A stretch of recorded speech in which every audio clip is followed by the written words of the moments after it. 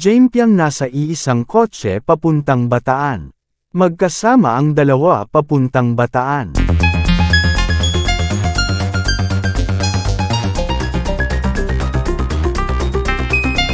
Magkasama ang dalawa papuntang Bataan, na kung saan ay punong-puno na ang kanilang pupuntahan.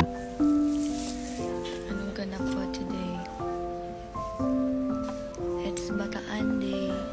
Hanap ka na ng Bataan. Kasama ka ba di? Laro.